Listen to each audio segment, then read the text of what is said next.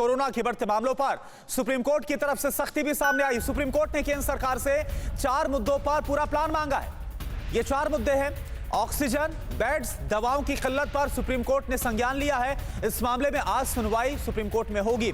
तो supreme court की तरफ से न सिर्फ जवाब मांगा गया है, संज्ञान लिया गया है, बल्कि किस तरीके से जो संक्रमण काफी तेजी के साथ बढ़ता हुआ नजर आ रहा है, इस पर क्या प्लान ऑफ एक्शन है, किस तरह से इससे निपटा जाएगा, इन तमाम चीजों को लेकर सवाल पूछे गए।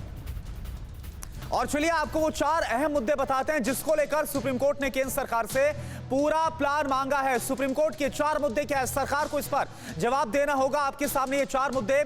सुप्रीम कोर्ट की तरफ से ऑक्सीजन की सप्लाई को लेकर सवाल पूछा गया है और आखिर इस पर क्या प्लान ऑफ एक्शन है, ये सब इसका जवाब मांगा गया है। यह पूछा गया है कि जरूरी दवाओं की सप्लाई को लेकर क्या किया जा रहा है, इस पर किस तरह सुनिश्चित किया जा रहा है कि जो जरूरी दवाई, क्योंकि हमने देखा किस तरह से रेमडेसिविर से लेकर कई जो दवाई हैं उनकी शॉर्टेज को लेकर तमाम खबरें आ रही है, इनकी ब्लैक मार्केटिंग को लेकर तमाम खबरें आ रही हैं। तो इसको सुनिश्चित किया जाए कि शॉर्टेज ना हो, क्या पूरा प्लान है, इस पर जवाब मांगा गया है।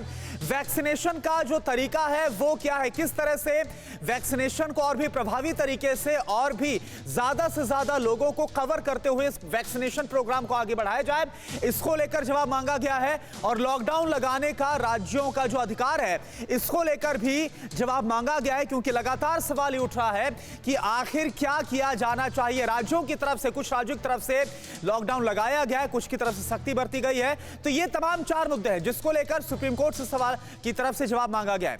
वहीं इससे पहले हाई कोर्ट ने भी केंद्र सरकार को फटकार लगाई है। ग्राफिक्स के जरिए आपको बताते हैं हाई कोर्ट ने केंद्र सरकार को कब कब क्या कहा है। तो सुप्रीम कोर्ट की तरफ से जवाब मांगा गया, वो आपको हमने बताया, लेकिन अब हाई कोर्ट की तरफ से क्या कहा गया है ये आप देखिए। हम इस बुरे समाज का हिस्सा होने पर शर्मिंदा हैं। ये बात 19 और 22 अप्रैल को हाई कोर्ट की तरफ से, बॉम्बे हाई कोर्ट की तरफ से कही गई है। इलाहाबाद हाई कोर्ट की तरफ से क्या कहा गया, क्या टिप्पणी। यूपी के 5 शहरों में लॉकडाउन का आदेश दिया गया इलाहाबाद हाई कोर्ट की तरफ से। हालांकि इसके खिलाफ यूपी सरकार ने रुख किया सुप्रीम कोर्ट का।